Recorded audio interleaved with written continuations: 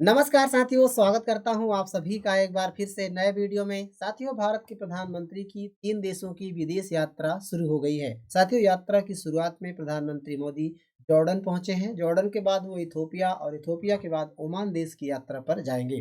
साथियों, प्रधानमंत्री जब जॉर्डन की धरती पर पहुंचे हैं तो उनका भव्य स्वागत किया गया है। जॉर्डन और भारत का काफी लंबा इतिहास है। जब से आज़ादी हुई है उसके बाद से दोनों देशों के काफी ज़्यादा अच्छे संबंध रहे हैं।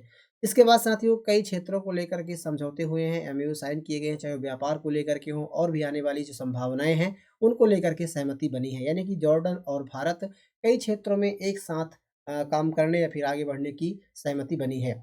इसके अलावा साथियों यात्रा के दौरान जॉर्डन के जो किंग हैं अब्दुल्ला दूती, उनको लेकर काफ़ी चर्चाएँ हो रही हैं। अब्दुल्ला दूती साथियों मोहम्मद साहब पैगंबर के 41वें वंशज माने जाते हैं। तो उसके पीछे उनकी क्या इतिहास रही है, इसके बारे में भी हम चर्चा करेंगे। इसके अलावा साथियों जॉर्डन एक ऐसा देश है जो चारों तरफ से घिरा हुआ है, ऐसे देशों से घिरा हुआ है जो कहीं न कहीं वो देश अस्थिर है, यानी कि युद्ध जैसे हालात में है या गृह युद्ध जैसे समस्याओं से ग्रसित है। तो उसमें भारत की क्या संभावनाएँ हैं, भारत को क्या फ़ायदा होगा, ये सभी के बारे में हम विस्तार से चर्चा करने वाले हैं। साथियों इस यात्रा को लेकर के कई प्रकार के हेडलाइन्स और आर्टिकल प्रकाशित किए जा रहे हैं। इसके अलावा जिस प्रकार तस्वीरें निकल कर आ रही हैं आप देख सकते हैं। भारत के प्रधानमंत्री नरेंद्र मोदी जी का ग्रैंड वेलकम किया जा रहा है और उसको लेकर के तस्वीरें सामने आ रही हैं। साथियों आगे बढ़ने से पहले मैं आपको उसकी व्यवस्था स्थिति क्या है, जॉर्डन देश की स्थिति क्या है, पूरे मैप में कहाँ पर यात्रा हो इसको समझाने का प्रयास करूँगा। तो आप देख सकते हैं मैप में देखने का प्रयास करें तो ये अपना प्यारा भारत देश है। इसके बाद जब आप पश्चिम की ओर यात्रा करते हैं तो मिडिल ईस्ट में एक देश होता है, दिखाई देता है आपको जॉर्डन। यानी छोटे मैप में बात करें तो ये पीले कलर का जॉर्डन आप देख सकते हैं, ये कलर जो पीले कलर से कलर्ड है, ये जॉर्डन देश है। साथियों जॉर्डन के पश्चिम में इज़राइल है, उत्तर में बात करें तो वेस्ट बैंक यानी कि जो फिलिस्तीन का पार्ट है और जो सीरिया है, इराक है, इसके बाद सऊदी अरेबिया, ये चारों तरफ से घिरे हुए हैं। आप सभी जानते हैं कि इज़राइल और फिलिस्तीन काफ़ी लंबे समय से युद्ध में हैं और इसके अलावा सीरिया और इराक में भी गृह युद्ध जैसे हालात बने हुए हैं। तो ऐसे में भारत की क्या संभावनाएँ हैं, इस पर भी हम बात करते हैं। साथियों दरअसल क्या है कि प्रधानमंत्री मोदी जी की जो यात्रा हो रही है, ये प्रधान जॉर्डन की यात्रा पर गए हैं और वहाँ पर जिस प्रकार से उनका वेलकम किया गया आप देख सकते हैं। भारतीय मूल के जो लोग हैं, वो भरतनाट्यम और भी कई प्रकार की जो कलाकृतियाँ हैं उनको प्रदर्शित करने का उन्होंने प्रयास किया है और उनकी कला को दिखाया है।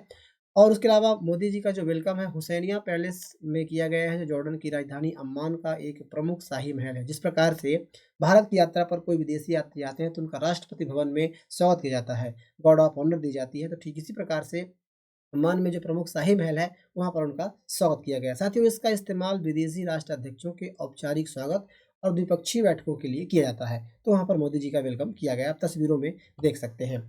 बात करें थोड़ा इनके इतिहास के बारे में और व्यापार को लेकर के, तो साथियों भारत और जॉर्डन ने 1950 में राजनयिक संबंध हैं वो स्थापित किए थे। दरअसल पहले भारत अंग्रेजों के अधीन था, आप सभी जानते हैं। इसके अलावा जॉर्डन है वो भी ऑटोनॉमस यानी जो तुर्की का पार्ट हुआ करता था, उसके अधीन था, वो भी गुलाम था। 1946 में जॉर्डन आज़ाद होता है, उसके बाद भारत 1947 में आज़ाद होता है और 1950 में जाकर के दोनों देशों के बीच संबंध स्थापित होते हैं। यानी कि 2025 में भारत और जॉर्डन दोनों देशों के संबंध है वो 75 साल पूरे कर रहा है। ऐसे में भारत के प्रधानमंत्री की वहाँ पर यात्रा हो रही है। साथियों व्यापार को लेकर यदि बात करें तो भारत जो है जॉर्डन का चौथा सबसे बड़ा ट्रेड पार्टनर है। मतलब कि भारत के साथ काफ़ी ज़्यादा मात्रा में ट्रेड होता है। एक डाटा के अकॉर्डिंग देखें तो 23-24 में दोनों देशों के बीच 26 करोड़ 26,000 करोड़ के लगभग व्यापार हुआ था। इसके अलावा देखेंगे तो 13,266 करोड़ रुपए का भारत ने एक्सपोर्ट किया था, जॉर्डन को भेजा था और जॉर्डन से 12.7 हज़ार करोड़ रुपए का जो ट्रेड है, वो भारत ने जॉर्डन से किया था, यानी कि सामान वहाँ से मँगवाए थे। मोस्टली साथियों भारत में बात करें तो भारत मशीनरी, पेट्रोलियम, अनाज, रसायन और मीट यानी कि मांस, इसके अलावा ऑटो पार्ट्स के क्षेत्र में कई सारी चीज़ें जो है इस क्षेत्र की जो चीज़ें हैं वो जॉर्डन को एक्सपोर्ट करता है, निर्यात करता है। और वहीं भारत जॉर्डन से फास्फेट और फर्टिलाइज़र का कच्चा माल वहाँ से आयात करता है। साथियों आने वाले समय में दोनों देशों ने द्विपक्षीय व्यापार को बढ़ा करके 5 अरब डॉलर यानी कि 45,275 करोड़ करने का लक्ष्य रखा है। तो इस प्रकार से बातें निकल कर के आ रही हैं। साथियों थोड़ा इसके इतिहास में जाने का प्रयास करेंगे, इतिहास इसका क्या रहा है जॉर्डन देश का, तो मैं आपको बता दूँ कि जॉर्डन अपनी प्राचीन विरासत, संवैधानिक राजाशाही और रणनीतिक स्थान के लिए जाना जाता है। साथियों जॉर्डन नदी इसे फिलिस्तीन से अलग करती है। आप देख सकते हैं ये पूरा मैप में किस प्रकार से जॉर्डन नदी आती है और अमृत सागर यानी कि डेड सी में आकर के मिल जाती है। यही साथियों फिलिस्तीन को अलग करती है। अभी विवाद चल रहा है यहाँ को लेकर के, वेस्ट बैंक को लेकर के, इजराइल और फिलिस्तीन के बीच। तो ये इनके साथ यानी कि वेस्ट बैंक के साथ अपनी जो साझा सीमा है वो अलग करता है। इसके अलावा साथियों जैसे मैंने बताया कि 1918 तक ऑटोमन यानी कि साम्राज्य का हिस्सा था जो तुर्की का पार्ट है। बाद में ब्रिटेन के अधीन रहा और 1946 में जॉर्डन एक स्वतंत्र देश बना, यानी कि 1946 में उसको आज़ादी मिली। साथ ही जॉर्डन की राजधानी अम्मान है। यह ऐतिहासिक स्थलों और सांस्कृतिक विरासतों के लिए प्रसिद्ध है। जॉर्डन की भाषा मुख्य रूप से अरबी है। यहाँ सीरिया, इराक, सऊदी अरब, इजराइल और वेस्ट बैंक के साथ जो सीमाएं हैं वो साझा करता है। साथियों जॉर्डन में प्राकृतिक संसाधनों खासकर पानी की कमी है क्योंकि ये लैंड लॉक देश है और इसके अलावा यह दुनिया के सबसे शुष्क देशों में से एक है। जॉर्डन में सबसे बड़ी संख्या में फिलिस्तीन, सीरिया और इराकी के रिफ्यूजी आते हैं क्योंकि सीरिया में भी गृह युद्ध जैसे हालात हैं। इसके अलावा फिलिस्तीन और इजराइल को लेकर के भी तो आने वाले समय जो रिफ्यूजी होते हैं, जो शरणार्थी होते हैं, वो ज़्यादातर जॉर्डन देश में ही भाग करके आते हैं। तो इसलिए यहाँ पे संसाधनों पर दबाव पड़ता है। साथियों जॉर्डन की ज़्यादातर आबादी है उसमें मुस्लिम है। मुस्लिम में खास करके सुन्नी मुस्लिम है। साथ ही यहाँ पर ईसाई समुदाय भी 2% है, यानी काफ़ी कम मात्रा में है। साथ ही दुनिया का सबसे खड़ा सागर यानी कि डेड सी, मृत सागर जिसे कहते हैं, वो यहाँ पर पाया जाता है, आप सभी जानते हैं। साथियों इसके बारे में जो खबरें और भी चर्चा में रही हैं उसका हम बात करेंगे। पहले आप बता दें कि किंग अब्दुल्ला जो पैगंबर मोहम्मद के 41वीं पीढ़ी का वंशज माना जाता है। साथियों जो अब्दुल्ला साहब हैं ये पैगंबर मोहम्मद की 41वीं पीढ़ी मानी जाती है। यानी पैगंबर मोहम्मद को सभी जानते हैं जिनका जन्म मक्का में हुआ था और मक्का मदीना जो यात्रा के लिए, हज यात्रा के लिए जाते हैं, वो पैगंबर मोहम्मद साहब की जन्मस्थली के लिए जाते हैं। हालांकि उनका परिवार एक 1400 साल से जॉर्डन पर राज कर रहा है। अब्दुल्ला का नाम सबसे अमीर किंग और उनकी पत्नी का नाम सबसे खूबसूरत क्वीन में शुमार होता है। साथियों किंग अब्दुल्ला के अनुमानित जो पर्सनल प्रॉपर्टी अभी है उसके बारे में बात करें तो 7,000 माफ कीजिए $750 मिलियन यानी कि 6,750 करोड़ रुपए है। साथियों इसमें इनकी विरासत, रियल एस्टेट, इन्वेस्टमेंट और अन्य काम शामिल हैं। दुनिया के सबसे अमीर राजाओं में अब्दुल्ला का नाम शुमार है। आपको बता दें साथियों जॉर्डन के बारे में, तो जॉर्डन के किंग अब्दुल्ला द्वितीय को, जैसा कि मैंने बताया, पैगंबर हजरत मोहम्मद साहब का सबसे करीबी वंशज माना जाता है। जो मुस्लिम धर्म के मानने वाले जो लोग हैं उनको एक तरह से सबसे बड़े ये जो है लोग हैं। साथियों जो मोहम्मद साहब थे वो एक हाशमी वंश से, यानी क्या तात्पर्य है कि जो मोहम्मद साहब थे वो कुरैशी कबीले से थे। आपको बता दें कुरैशी कबीले से थे, उनका संबंध सीधे हाशमी वंश से थे। यानी कुरैशी कबीले के जो मोहम्मद साहब थे उनकी एक शाखा थी बानू हाशमी। इसी बानू हाशमी से हाशमी वंश शुरू होता है जिसमें इस्लाम में सबसे प्रतिष्ठित वंश माना जाता है। इसी वाशमी यानी कि इसी हाशमी वंश के हैं किंग अब्दुल्ला द्वितीय। साथियों जॉर्डन के शासक हाशमी वंश राजवंश से आते हैं और इस राजवंश ने करीब 700 साल तक मक्का पर शासन किया था। पहले जॉर्डन के राजा शरीफ हुसैन बिन अली थे और मौजूदा राजा अब्दुल्ला द्वितीय उनके पड़पोते हैं। इस तरह से उनका वंश सीधे पैगंबर मोहम्मद साहब से जुड़ता है। जॉर्डन एक संवैधानिक राजशाही है, यानी कि यहाँ जिस प्रकार से भारत में लोकतंत्र उस प्रकार से वहाँ पर राजशाही। हालांकि राजशाही और लोकतंत्र दोनों मिल करके काम करते हैं, लेकिन सबसे ज़्यादा जो पावर होती है वो राजा के पास होती है। कोई भी प्रक्रिया, कोई भी क्रिया उसको बनाने के लिए, कोई भी कानून लागू करने के लिए राजा की अनुमति जरूरी होती है। जहाँ राजा को बनाने की प्रक्रिया संविधान में तय है। संविधान में पहले से ही वर्णन है और कहा गया है कि जॉर्डन का संविधान कहता है कि सत्ता का उत्तराधिकारी जो होगा हाशमी राजवंश से ही होगा। यानी कि जो वर्तमान में राजा है उनके जो संतानें होंगी, आने वाली संतानें होंगी, वही राजा राजवंश में राजा बनेगी। तो और राजगद्दी पिता से बेटे को मिलती रहेगी। इस प्रकार से वंशानुगत होता रहेगा। साथियों अब्दुल्ला के पास जो अभी डाटा के बारे में बात करें तो 12 पैलेस है जिनका इस्तेमाल शाही घर और ऑफिस के तौर पर करता है। इसके शाही परिवार और महलों पर सालाना $35 मिलियन यानी कि 300 करोड़ रुपए खर्च आता है। इसके बारे में जो रिश्ते हैं इनके बारे में थोड़ा जानकारी बात करें तो साथियों इनकी जो शादी हुई थी वो रानिया से हुई थी। पहली ही नज़र में 31 साल के जो अब्दुल्ला थे उनकी 23 साल की रानिया बस गई थी। उसके बाद रानिया से उनकी विवाह हो जाती है। जो रानिया इनकी पत्नी है वो काफ़ी आम घराने की लड़की हैं।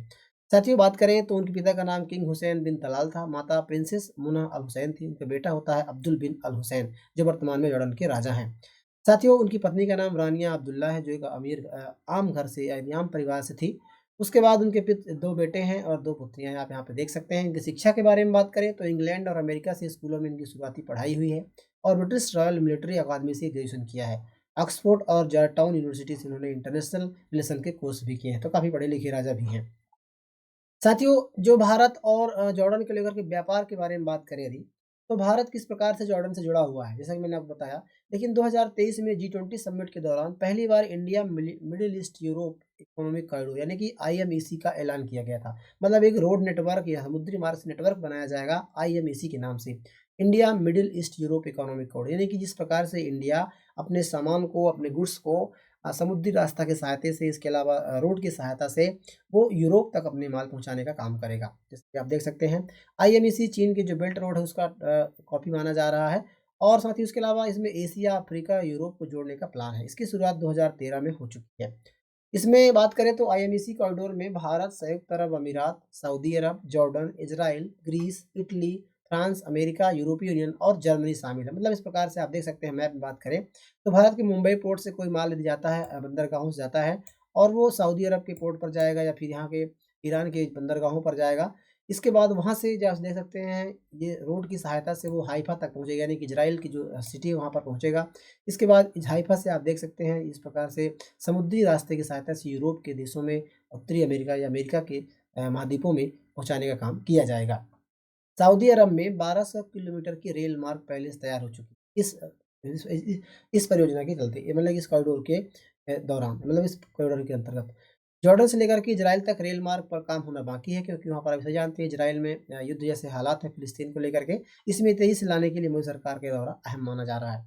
साथियों, IMEC कॉरिडोर की कुल लंबाई 6000 किलोमीटर है। इसमें यूरोप से इजराइल और UAE से भारत के बीच 3500 किलोमीटर का समुद्री मार्ग भी, यानी कि जो पूरा टोटल ये कॉरिडोर है, IMEC कॉरिडोर है, Indian middle east European corridor, ये 6000 किलोमीटर का है, जिसमें से 3500 किलोमीटर जो है वो समुद्री मार्ग पर। समुद्री मार्ग मोस्टली मुंबई से जो सऊदी अरब तक पहुँचाने का काम होगा, वहीं तक का होगा। इसके अलावा और भी आप देख सकते हैं जो मिडिल ईस्ट है वहाँ से जो यूरोपों में जाएगी, वहाँ पर भी समुद्रों की सहायता से जाएगी। साथियों, अब इस चीज़ को लेकर के यात्रा काफ़ी इम्पोर्टेंट है। यदि इस प्रकार के कॉरिडोर में जॉर्डन सहायता करता है तो कहीं न कहीं भारत को अपने सामान यूरोप महाद्वीप में, एशिया महाद्वीप की जो मध्य एशिया है या फिर अफ्रीका के महाद्वीप कंट्री पहुँचाने में काफ़ी आसानी होगी और जो काफ़ी लंबा समय लगता है शिप के माध्यम से, जहाज़ के माध्यम से, तो वो समय कहीं न कहीं कम हो जाएगा। लेकिन जो चीज़ें हैं साथियों, जो जॉर्डन और भारत को एक साथ लाती है वो ये है कि भारत और जॉर्डन दोनों देश आतंकवाद को लेकर के इनकी जो सोच है वो मिलती है, क्योंकि भारत भी लगातार सीमा पर आतंकवाद का लंबे समय से शिकार रहा है। तो भारत का स्टैंड साफ है कि जॉर्डन भी इसी प्रकार से ISI, अल-कायदा, कट्टरपंथी नेटवर्क और सीधे से प्रभावित रहा है। तो दोनों के जो संबंध है आतंकवाद को लेकर के वो एकजुट हैं और दोनों एकजुट कहीं न कहीं आतंकवाद के खिलाफ को मानते हैं। तभी तो साथियों भारत के प्रधानमंत्री ने कहा है कि आतंकवाद के खिलाफ भारत और जॉर्डन की सोच एक जैसी और साफ है। उन्होंने कहा है कि किंग अब्दुल्ला के नेतृत्व में जॉर्डन ने आतंकवाद, उग्रवाद और कट्टरपंथ के खिलाफ पूरी मानवता को एक मजबूत और रणनीतिक संदेश दिया है। साथ ही जब 21 अप्रैल में जब भारत पर पाकिस्तान द्वारा पहलगाम पर हमला किया गया था आतंकवादियों के द्वारा, तो हालाँकि उन्होंने कोई बयान नहीं दिया था, लेकिन फिर भी कहीं न कहीं भारत के पक्ष में इन्होंने बातें कही थी। तो इस प्रकार से इन दोनों देशों के बीच जो संबंध है, वो काफ़ी मजबूत होते हुए दिखाई दे रहे हैं। इसके अलावा साथियों बात करें तो मिडिल ईस्ट में जॉर्डन की मजबूरी है, क्योंकि जॉर्डन चारों तरफ से घिरा हुआ देश है, चारों तरफ संकट में घिरा है। सीरिया गृह युद्ध से ग्रसित है, इज़राइल और फिलिस्तीन युद्ध में है, इराक में मिलिशिया और इसको लेकर के अस्थिरता है। तो इन सभी चीज़ों के बीच भी कहीं न कहीं एक उम्मीद के तौर पर भारत की तरफ देख रहा है। जिस प्रकार से भारत एक उभरती हुई ताकत है, हर एक क्षेत्र में भारत आगे बढ़ रहा है, तो इस चीज़ को देख कर के भी जॉर्डन कहीं न कहीं अपने जो संबंध है वो और मजबूत करने का प्रयास कर रहा है। इसके साथ ही भारत को क्या फ़ायदा होगा? जैसा कि मैंने आपको बताया कि मिडिल ईस्ट में विश्वसनीयता, मुस्लिम साथी मिल जाएगा भारत को। हालाँकि वो अलग मैटर। इसके अलावा आतंकवाद और नेटवर्क पर सपोर्ट मिलेगा। इसके अलावा सबसे इम्पोर्टेंट है साथियों IMEC जैसे कॉरिडोर में समर्थन, यानी कि जो भारत कॉरिडोर बना रहा है, इसमें जॉर्डन यदि प्रमुखतः समर्थन देता है तो कहीं न कहीं भारत को काफ़ी ज़्यादा फ़ायदा होगा। इसके अलावा जॉर्डन को क्या फ़ायदा होगा? तो साथ ही जॉर्डन को काफ़ी ज़्यादा निवेश मिलेगा। भारत के यदि अनुकूल वहाँ पर माहौल होते हैं तो भारत वहाँ पर इन्वेस्टमेंट करेगा, निवेश करेगा, टेक्नोलॉजी का इस्तेमाल किया जाएगा, फूड और वाटर को लेकर के भी बात सहमति हुई। इसके अलावा ग्लोबल मंचों पर इंडिया का जॉर्डन समर्थन करेगा। तो ये सब चीज़ों पर दोनों देशों को फ़ायदा होगा। बहरहाल आप क्या समझते हैं इसके बारे में, आप हमें कमेंट बॉक्स में बताइए। साथ ही वीडियो आपको अच्छी लगी है, जानकारी हेल्पफुल लगी है, तो उसके लिए आप वीडियो को लाइक कर सकते हैं। पहली बार आए तो चैनल को सब्सक्राइब जरूर कर लीजिए। मिलते हैं किसी ऐसे नए इन्फॉर्मेशनल वीडियो के साथ, तब तक के लिए नमस्कार।